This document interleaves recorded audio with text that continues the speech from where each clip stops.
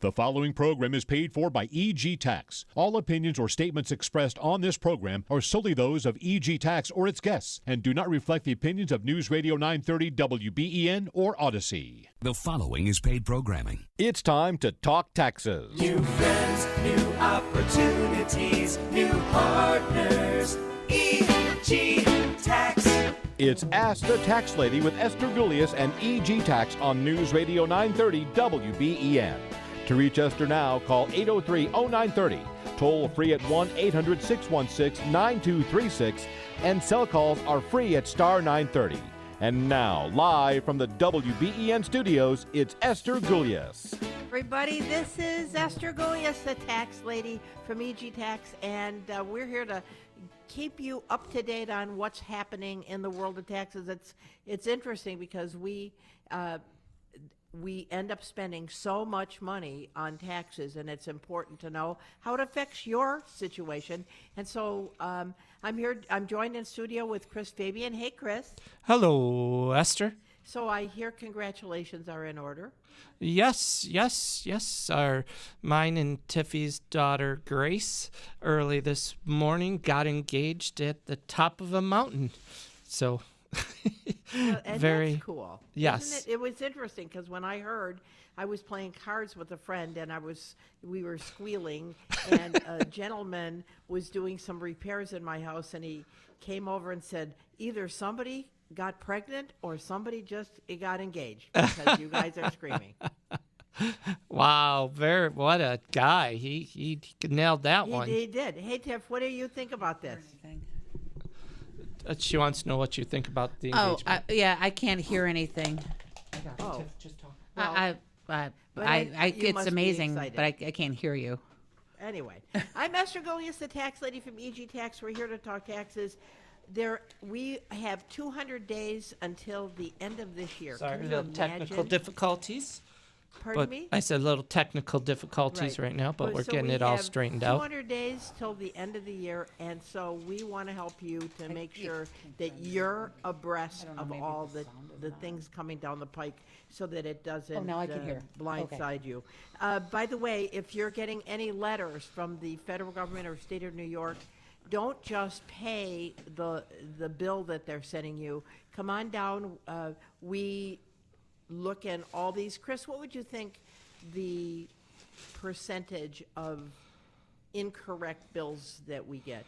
Incorrect in some form of another, I'd say easily 70%. Right, and so don't just pay the bill. And even if you have paid the bill, bring in the bill that you paid, and we can amend a return if we find out that that shouldn't have happened. Right. Because we call them heart attack letters, and people laugh at that. But until it happens to them, they're panic and they want to pay it right away. And we're like, no, don't, because then it takes a little bit longer to get that money back. Once they have the money, it becomes more difficult to get the money back. Right. And don't ignore the letters either. Oh, for sure. I mean, I've seen that this week where somebody ignored letters going back to 2015. And yeah, explain that situation. What happened with that, Chris? Sure. So he's a self-employed person and hasn't filed for a while. And he's coming in, and I'm trying to dissect everything. And it turns out he hasn't filed since 2015, but his bank just got levied by New York State. And he goes, I don't know. I just can't figure this out. Against his bank account. Against his bank account. So then I finally found the correct letter, and it was the New York State Department of Labor, unemployment. He was ignoring them going back to 2015. They thought he had employees, so they're like, hey, you owe us money. And But of course, the taxpayer says, well, I don't have any employees. So he thought he was justifying it to ignore the letter, right? Right. It means nothing. I have no employees. Right. But you got to tell them you have no employees. And you have to prove it that you have no Yep. employees. So you have to file the forms. Probably his payroll company should have notified them as well, right? Right. But again, unless you let the payroll company know that you need proof of that, they don't know either. Correct. So if you're somebody that's in that situation where You're getting letters, and so far they haven't done anything. Eventually they will. Right. So Right. give us a call, EG Tax a call. The other thing is, in this fall, our tax school is going to start in the end of October, beginning of November. So if you're somebody that thinks that you would like to learn taxes, we have a phenomenal school that's going to start. And don't forget about our seminar that we're going to be putting on, the Inflation Buster seminar, where we talk about things to do to get tax-free income, to pay bills with a different way rather than taking it out of taxable vehicles. And I think you'll find it to be a fascinating seminar. And both of these things you can register online on our website at egtax.com. Yeah. Correct. Yes. Okay? All right. So I'm Esther Golias, the tax lady, 8030930. 8030930, star 930 on a cell phone. You can text us at 716-8030930. I wanted to talk about some of the things that are going away in January. When Trump was the president and he instituted the major changes in tax law, they had a sunset date. And that sunset is January the 1st, 2025, which is 200 days away. So I thought it was important for people to know what's going to go away as of January the 1st if there is no change in the law. Okay? And the first thing is that the standard deduction would be cut in half. So right now, the standard deduction if you're single is $14,600, and it would go to $7,300. And if you're married filing a joint return, it would go to $14,600. So that's a big change, right? Huge. The Might be more salt- people itemizing, you know? Well, that's true. Yeah. And the salt deduction, which is especially grievous in New York State, here's something that I'd like to have it go away.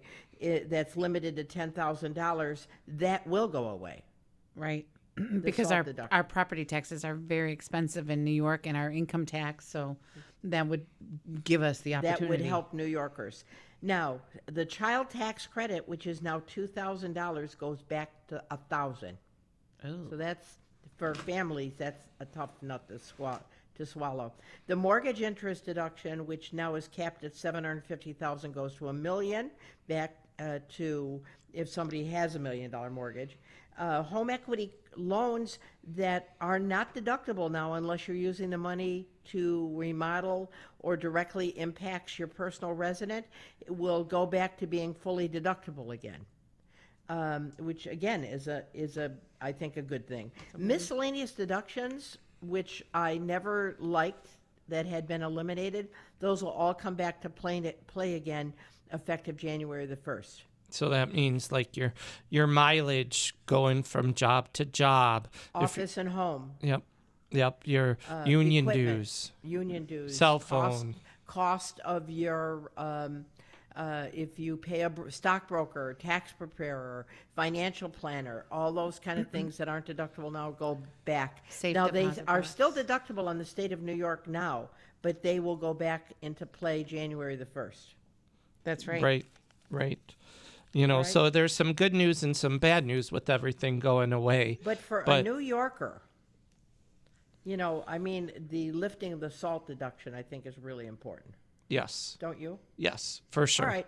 I'm Esther Golias, the tax lady, 8030930, 8030930, star 930 on a cell phone. You can text us at 716-8030930. And we have Kevin. Hey, Kev, how are you, sir? Hey, how you all doing? Not based upon the news I have here. I'm calling on someone's behalf. A friend of mine, she's been, what do they call it, certified. She's terminally ill.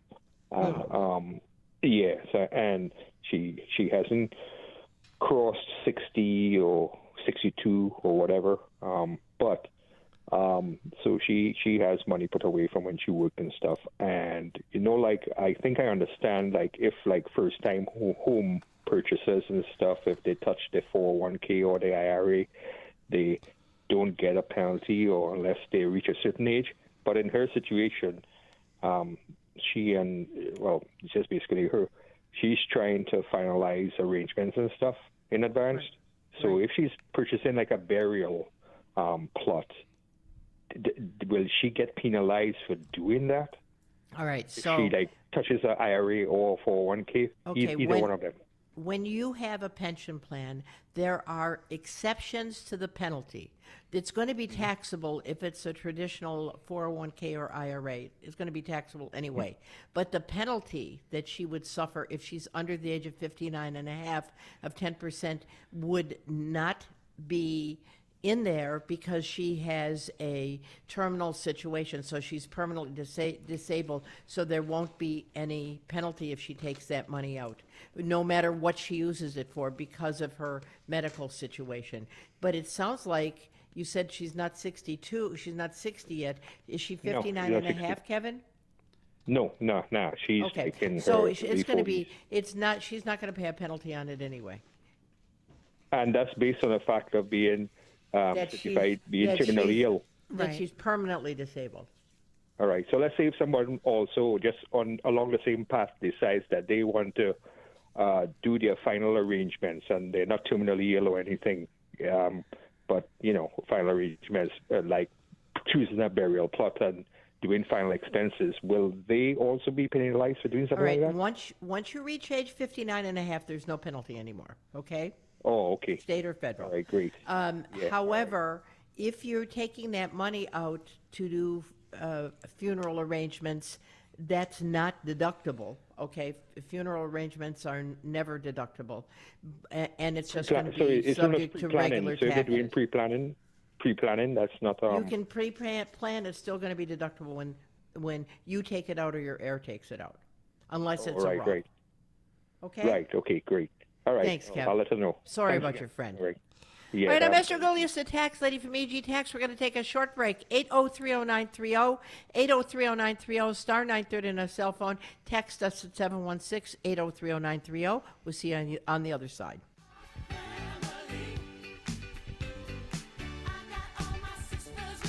Hey, to us, you are family, and I just want you to know that whenever it comes to taxes or taking money out of any kind of a pension plan or taking a bonus, give us a call because we think of you as family, and there's no charge for us to sit down and answer your calls over the phone. We want you to feel comfortable that you can always count on EG Tax, right, guys?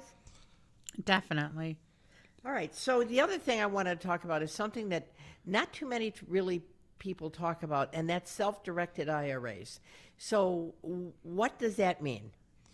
That means you control your money in your own IRA and not investing in stocks. It could be invested in gold, silver, or even rental property. Well, actually, you could invest in stocks. You can, but yeah. You're directing your own. So it's really interesting. I read an article on it the other day, and I had a taxpayer that has like 10 rental properties inside of his IRA.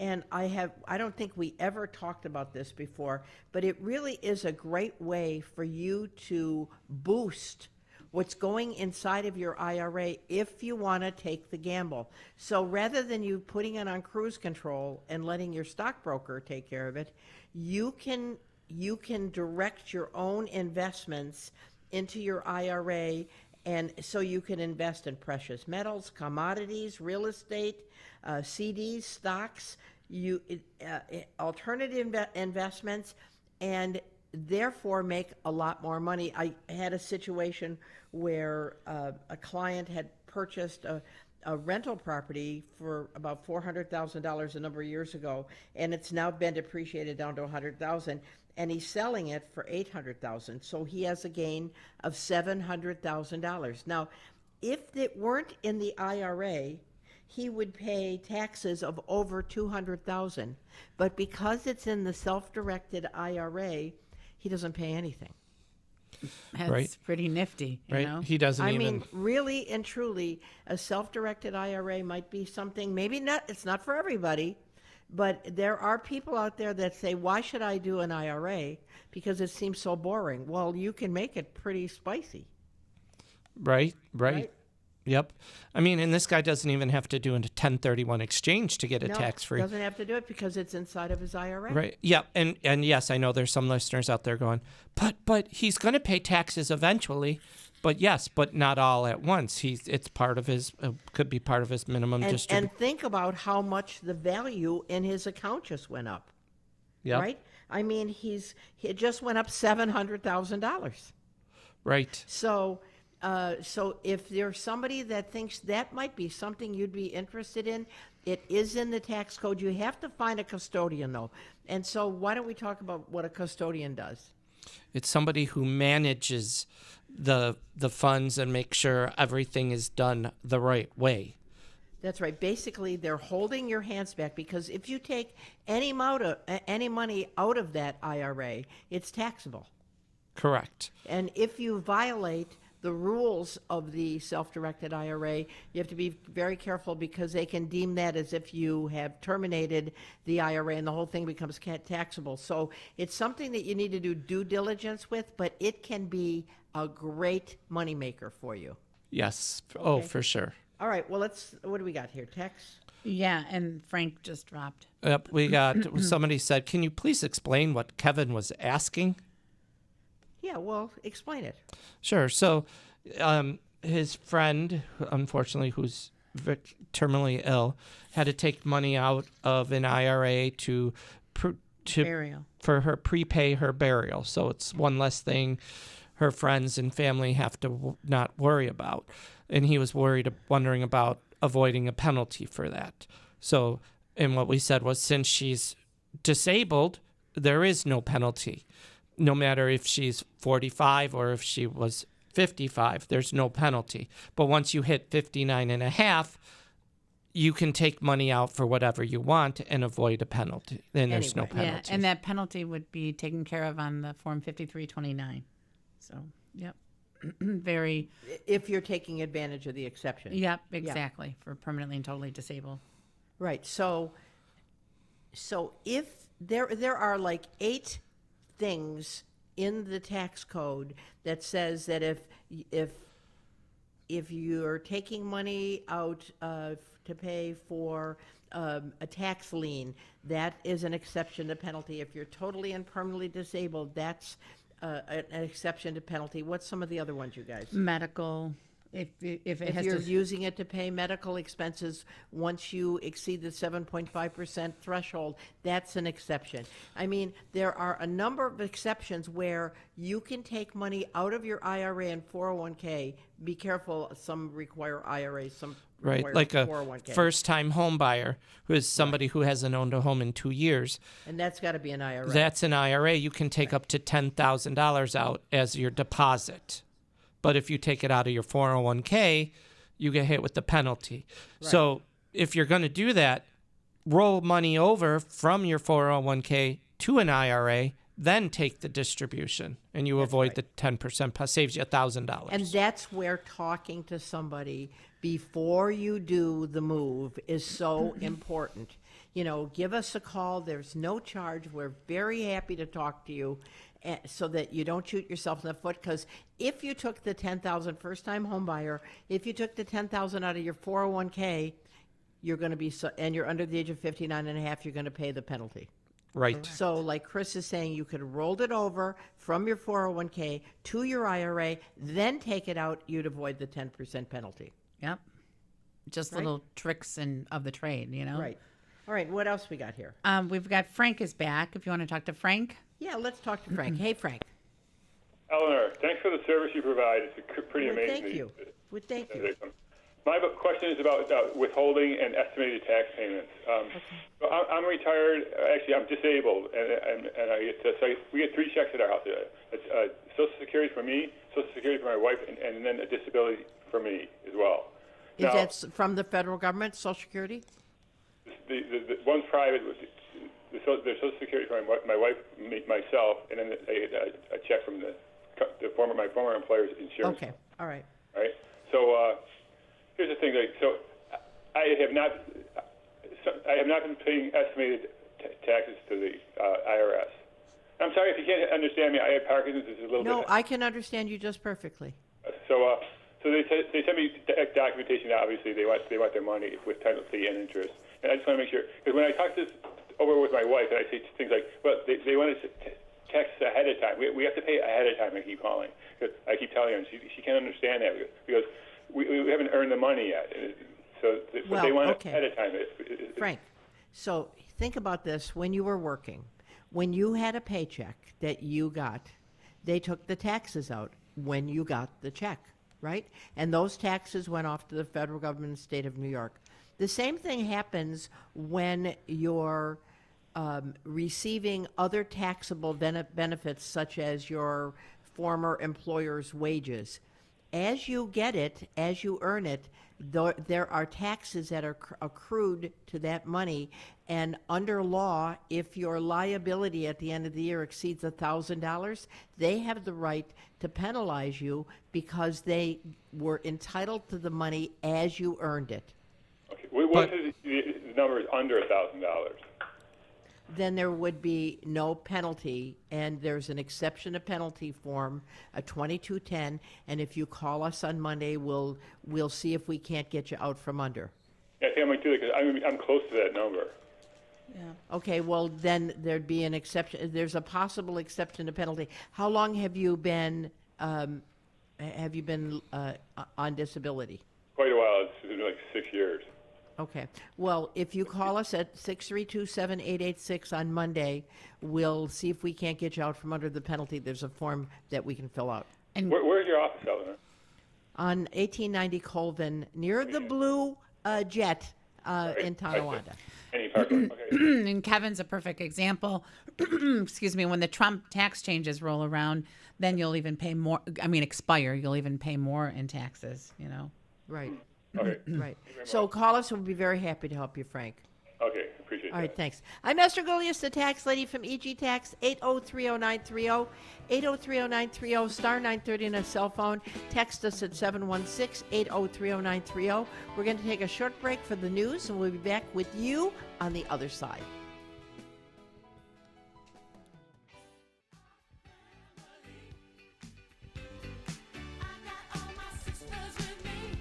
Hey, to us, you are family. I'm Esther Golias, the tax lady from EG Tax. We're smack dab in the middle of the year. I just can't believe, where did the year go? I mean, wasn't it just Christmas? Oh, it goes so fast. I'm telling you, it really does. So here we are. We got about 200 days yet left till the middle of the year. And so you want to make sure that if you were somebody that had anything negative that happened on your tax return when you did the 2023 tax return, let's look at it to make sure that there's no problem, just like what Frank was having about the penalty that he had gotten from the IRS. And by the way, whenever you get something and you think that that's in stone, really, if there's a way for us to trump it, I'm not trying to talk about Donald Trump, but there are forms that negate the tax that they gave you, and so that's why I was talking about the Form 2210 with Frank, right? Yeah? Right. And also, if you owed last year and you don't change anything, you're going to owe again this year. Yes. So, make sure if you were surprised this year because of the withholdings changed, you got to make the changes so that balance due doesn't happen again. Right. And another exception, a penalty on the 2210 is that you paid in as much as you did the year before. So who knows what Frank did? So that's why we want to help him with that. Just going back to that self-directed IRA, the plus of the self-directed IRA is that you can choose all the investments in your IRA. All right? That's number one. No taxes are due in any sale or any movement inside that IRA until you start to take money out. And it creates great diversity in your investments. So if you're somebody that says this 5% interest is boring, and you think that you can do better, the self-directed IRAs might be something you want to look at. The negatives, as I mentioned before, if you break a rule, the entire value can be considered taxable. Your custodial cannot help you with financial help. You got to get outside help. Your investments may not be liquid. It's tough to get liquidity out of a pension out of a 5-unit apartment building, and since the investments are held by your custodian, fraud could be a problem because the custodian is somebody that you got to really trust, and if you got the wrong custodian, they could steal your money. Yep. Right? So that's a big thing. Okay, now we got another text. Yeah, there is. It says, can you explain more about the HELOC expenses for 2025? I will be using mine this year, but still paying on it. Can you take over there, Chris? Sure. Well, but we'll still be paying it off in 2025. Will these rollover expenses be deductible even though incurred in 2024? Is it only the interest that is deductible? Only the interest is deductible, provided that the money that you took out of your HELOC went, and this is present law, okay, went to pay for improvement or expenses due to your personal exemption. If, however, in January they don't change the law, then it's going to revert back to the old law, which would say that HELOC expenses, no matter what they were used on, the interest is going to be deductible. So not to worry, as long as you're this year using it for your home, and if next year they don't change the law, it's still going to be deductible, actually more broadly in 2025. Right. So it all depends what you're using it for right now. So yeah, it's going to be, it'll roll over. Yes. I guess that's the question. Okay, do we have another text? Yep. Yeah, there's 2 texts. The next one is about a bonus, and then the other one is about Jill on money, and I think this is laughable because the reason is I've said this same comment to Chris. Wait till you get to that text. Okay. Well, we'll do that one first. Okay. If you listen to Jill on Money on WBEN, it seems that the people that she interviews are all poor, although they are saying that they have millions saved. Does a normal person need that kind of money to retire comfortably? It's so funny. A few Sundays ago, we were listening to it, and I said to Chris, I get very discouraged because every person has millions of dollars that she talks to. And so you just feel like there's something in the water. I don't know. Well, I mean, it's wonderful if somebody is able to have that kind of self-control to live that far below their standard of living to set money aside. Most people that I see, that's not the case, but you want to make sure that if you're at the place where you're thinking you really want to save money for retirement, the only way you can do that is, like, for instance, with the self-directed IRA, putting money away in your 401k, living below your means, changing your lifestyle, and that's like putting yourself on a great big fat diet, which, in my opinion, people should do. Yeah, I know that there's something that I read that when you retire, if you don't have a government pension or a state pension or a county pension, you each should have, your husband should have $1 million and you should have $1 million. I mean, that's idyllic. What were you going to say, Chris? I was going to say the big thing is you got to do that nasty B word. Budget. A budget to see how much you're going to need when you retire. And that's what our seminar is going to do. That seminar that we're having, that inflation busting seminar, really it's kind of a place where you would bring your budget in and your goals, and it's kind of a workshop. And we want to sit down with you and help you to come up with the decision. Everything in life starts off with a decision. Like, I've just lost 30 pounds. Yay! And I starve. I'm starving to death. But anyway, but the thing is, I made the decision that I don't want to be in a size 20 anymore. I want to lose weight, and it's hard. Yeah. And so, the same thing is true with your finances. Saying, and little tweaks really make a big difference. I was with a client yesterday, and this person has they have a 401k at work, but they don't want to put any money in because they're living paycheck to paycheck. And so I said, what would $20 a paycheck do for you?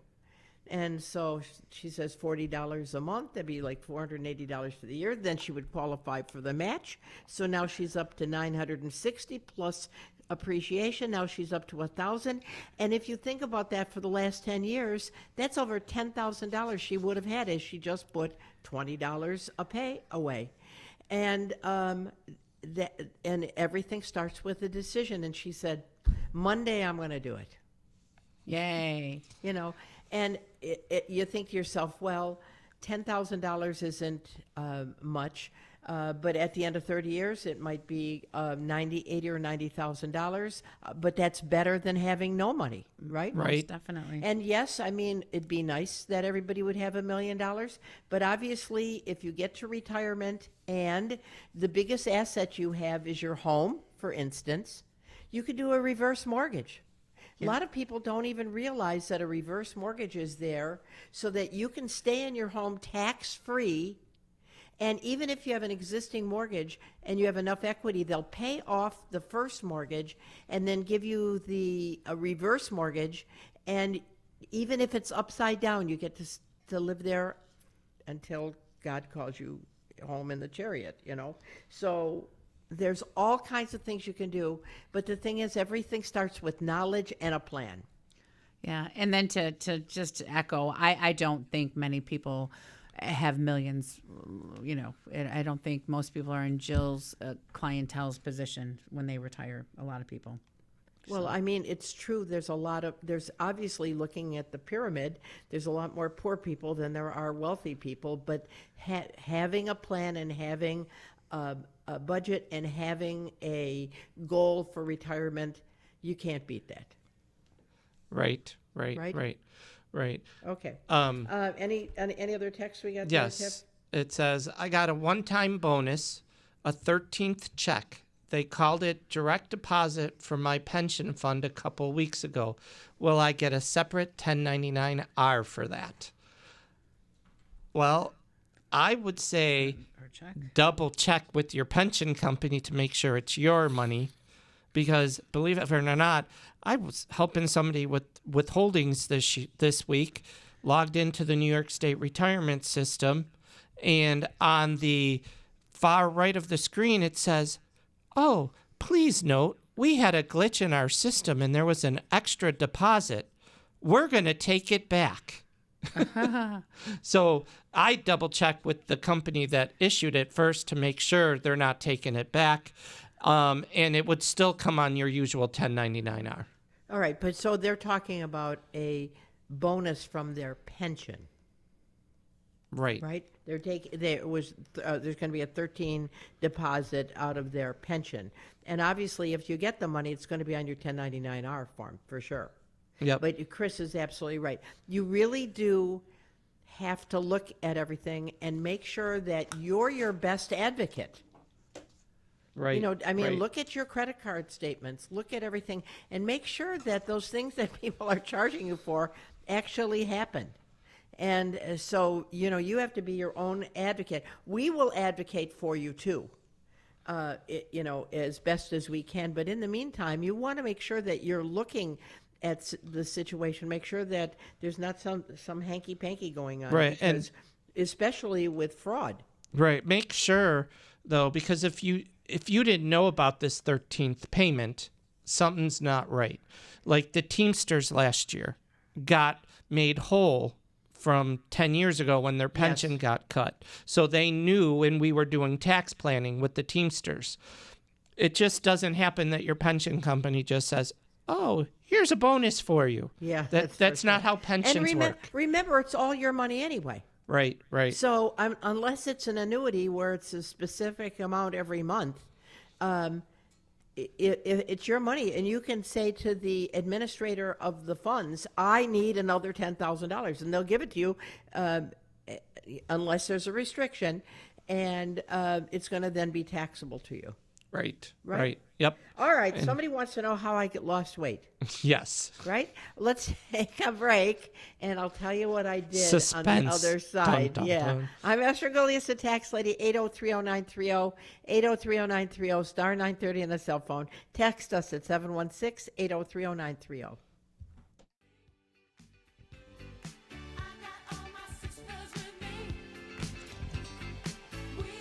Hey, we are family. I'm Esther Golias, the tax lady from EG Tax. 8030930, 8030930, star 930 on a cell phone. Text us at 716-8030930. I want to cover Biden's tax proposals because this is a tax show, but very quickly, how I lost weight was, first of all, I think you have to lose it in your head. In other words, you make that decision and you say, whatever it takes, I don't want to be fat anymore. Then I did research on YouTube about different diets, and the one that really struck me was interim fasting. Intermittent. So that this doctor was saying that Americans think they got to eat 3 meals a day, but the truth is, if you did interim fasting and only eat 1 meal a day and make sure it's a healthy meal with no carbs, it then raises the blockage for insulin resistance, which makes all your food turn into fat. And that's what I've been doing. I basically eat 1 meal a day. I'm not saying that I'm not starving, but according to this doctor, this is good. It cleans out your liver and all that kind of stuff. And so it's just like anything. Whether you do a financial diet, if you do a body diet, it's still hard work. And that's what I do. So I really don't eat carbs, and I'm very happy that I've lost some weight. So that's it. Okay, now, all right, so I want to do Biden's tax proposals. He wants to increase corporate taxes from 21 to 28%. And this is from the Tax Foundation, okay? So anybody listening can go to the Tax Foundation and see this. He wants to increase alternative minimum tax for businesses. All stock buyback tax would go from a 1% buyback to a 5% buyback if corporations are buying back their stock. Passive net income tax would increase to 5% of the gain. Right now, it's if you have stock and you sell the Medicare taxes, how much extra, Chris? 2.9%? 3.9. 3.9%. So they'd move it to 5%. They want to move the top rate from 37 to 39.6. Here's another interesting thing. Capital gains and dividends would be taxed as ordinary income if you had gains over $1 million. Capital gains on inherited assets, which is really important, if it's over $5 million, would lose the stepped-up basis. Limit high income earners' retirement contributions. They don't want you to take the deduction for that. Increase taxes on estates, and the 1031 exchange would be limited to $500,000. And again, this is from the Tax Foundation. Wow. So They're really hitting hard the upper. well, I mean, people. they need money. Yeah. They need money. And then that's interesting about if it would be taxed at ordinary income if the capital gains is more than what amount? Yeah, $1 million. So people don't realize that if you inherit something from your family, you'd be surprised how quickly you can get to that threshold, and so you would lose the stepped up basis, be taxed as ordinary income. And that's something that has kind of been that people wouldn't have to worry about. Yeah. Right? All right. So the other thing is, let's talk about BOI, because this is so important. So BOI is what, you guys? It's the Beneficial Owners Information Report that passed in 2022 that now comes into effect in 2024, that you have to report to the federal government who your owners are of your LLC or corporation. And if there's any failure to register is how big of a pension? How big of a penalty? I mean, how big of a penalty? I wish it was a pension. Yeah. We'd all do that. $500 a day, up to $10,000. Where if they could deem it, I guess, even more fraud and go up to, you said like $200,000 or $200,000 and 6 months in jail. Yeah. So they're not kidding around.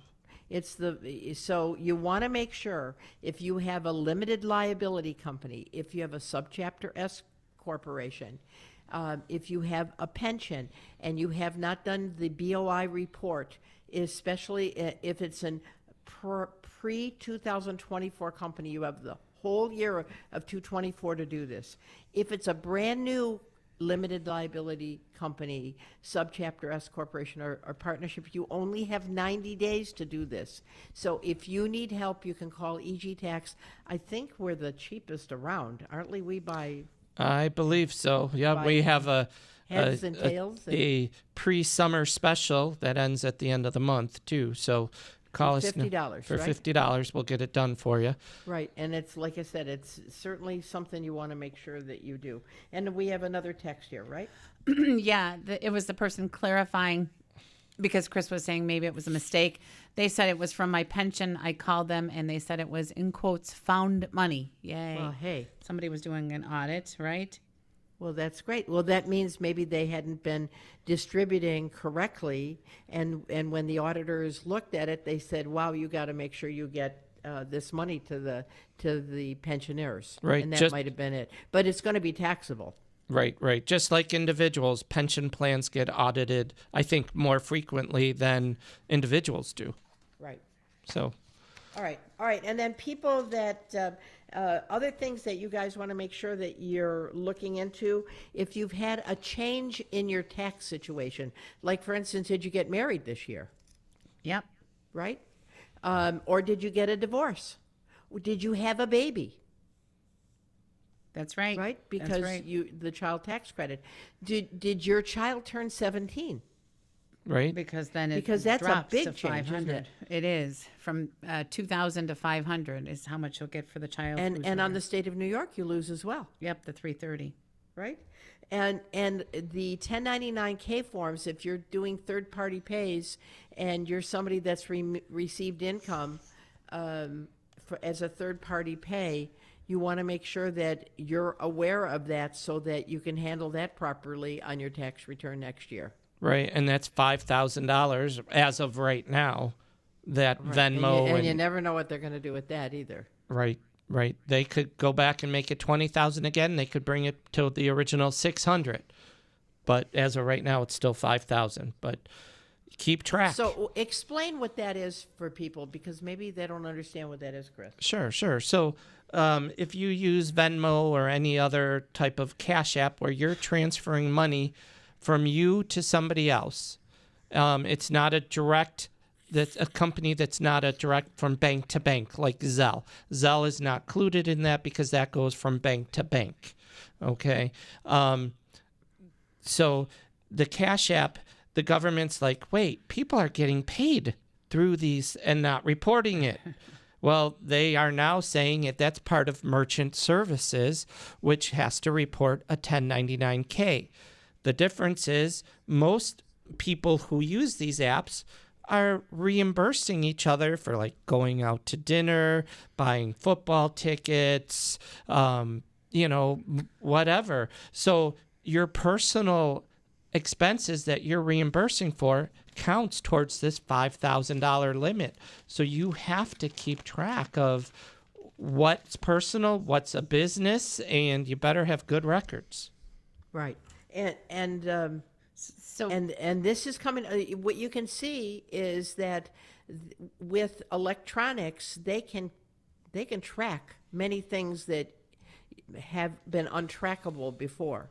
And so as AI comes down the pike and all these kind of things, they want to know. They're putting teeth in all these laws, and they want to know all about you, and they could just send you a bill. And that, So, sorry, hon, go ahead. Oh, what if somebody gets a 1099 for $2,500 and it was just somebody paying them back for when they went on vacation and it was their share?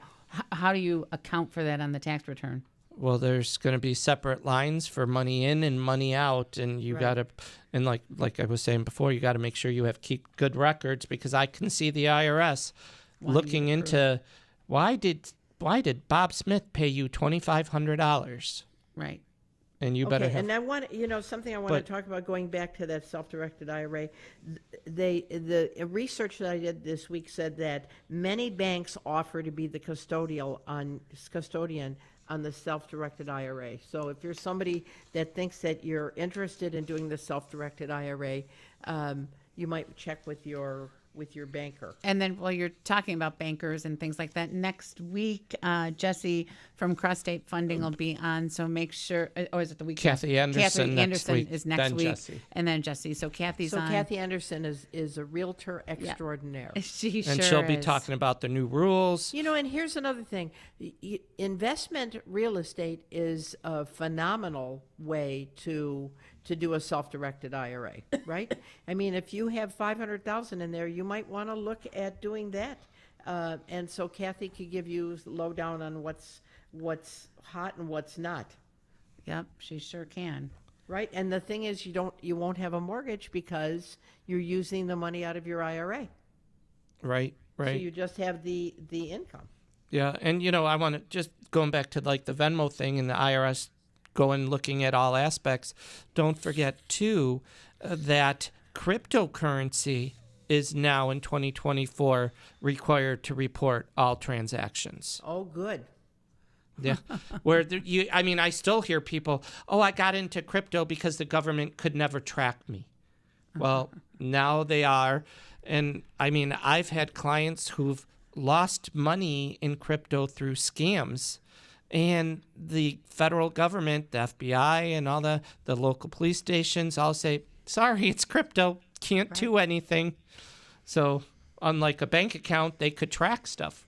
I mean, so, yeah, crypto, And the difference between what you buy it and sell it for is a capital gain. right. So a lot of people don't realize that you have these long sheets for somebody that's trading on cryptocurrency, and you got in and out, in and out, in and out, and the difference between the two is taxable or tax deductible if it's a loss. Right. Yep. Which is another thing when since we're in mid-course right now, good time to talk to your broker to make sure that you're on track for your brokerage accounts, see how you're doing there.